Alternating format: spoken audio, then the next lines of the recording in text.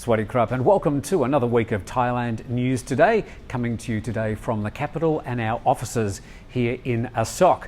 We hope you had a great weekend. We've got a lot of news to report, so let's get started.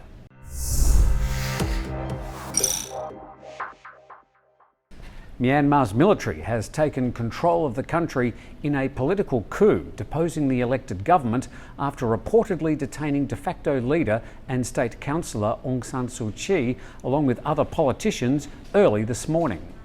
The military-owned Myawaddy TV announced a state of emergency had been declared for 12 months and power transferred to the Junta. A news presenter referred to a section in the military-drafted constitution that allows the military to take control during times of national emergency. The coup comes after tensions rose between the civilian government and the military following a disputed election last November. The military said it was stepping in and handing power to the army commander-in-chief because of alleged election fraud and the failure to postpone the election due to the COVID-19 pandemic. Aung San Suu Kyi's ruling National League for Democracy won last November's election in a landslide. She's broadly considered a hero of democracy in Myanmar, certainly by the Burmese. She spent years under house arrest, still struggling for democracy.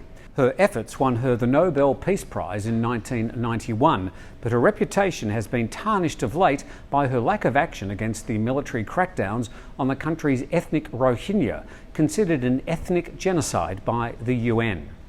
Myanmar was ruled by the military for 5 decades until democratic reforms began in 2011. The coup came on the morning the new parliament session was to begin. Suu Kyi's party claimed victory after the general election in November 2020. It won 396 out of 476 seats. The military-backed Union Solidarity and Development Party won only 33 seats.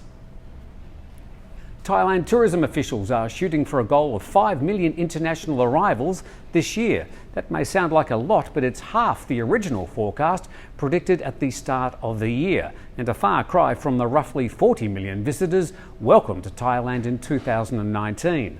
The Tourism and Sports Minister says Thailand needs to gain confidence between China, India and Malaysia to make sure tourists feel comfortable visiting Thailand.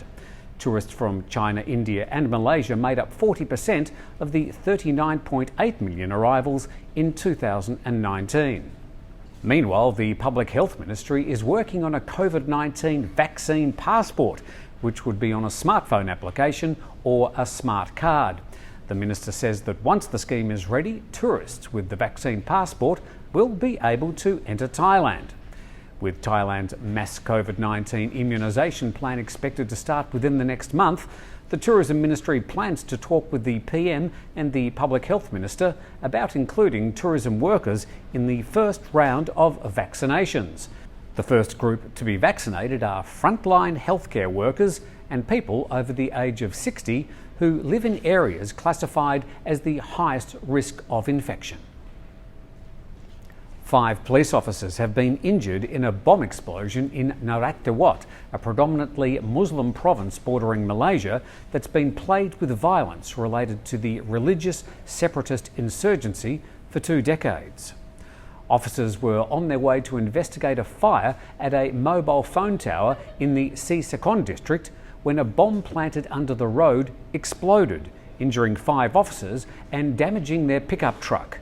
The officers were sent to the Sisakan hospital and are now in a stable condition. The explosive ordnance disposal team investigated the site. They say the bomb was planted under the road and wired to a 25-kilogram liquefied petroleum gas cylinder. Narathiwat police suspected the bomb was triggered using a radio signal. Threats were made to Buddhists and soldiers in the area, and 2 mobile phone towers for True and DTAC were set on fire before the explosion yesterday morning. Stranded foreign tourists, either genuinely stuck in Thailand since April 2020 or stuck here by choice, are able to stay in Thailand until May the 30th, according to an order signed by the Immigration Bureau last week. The order empowers local officers to grant a 60-day visa extension in the time between January the 29th to May the 30th. The order allows for a further 60-day extension for people on a tourist visa beyond January 29, when the previous order expired. Immigration officials have explained the reason for the latest extension is the ongoing pandemic, which has seen many European countries close their borders to non-European Union air traffic. There's also been stricter border controls in the UK, US and Australia in recent weeks. If you need to extend your visa or your visa deadline is approaching or lapsed, visit your local immigration office and check your options. Bangkok's Hua Lompong station is scheduled to stop being the hub for the country's train networks in November this year, when the newer, much larger Bangsu Grand station comes online near the Chatuchak market, north of the city centre. Hua Lompong station, open for 105 years, will end its role as the city's main rail transport hub.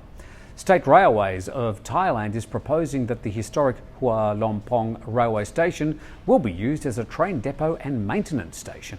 But the State Railway Workers Union won't hear of it and has rejected plans to close train services at Bangkok's main train station.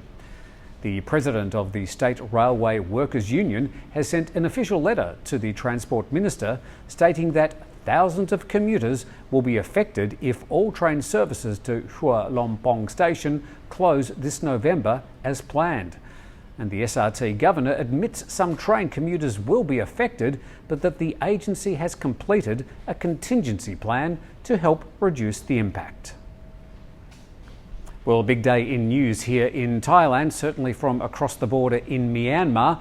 We'll keep you up to date with all the latest news. You can go to thetiger.com. Don't forget to subscribe to the channel. Thank you for watching. You're up to date on the Thaiger.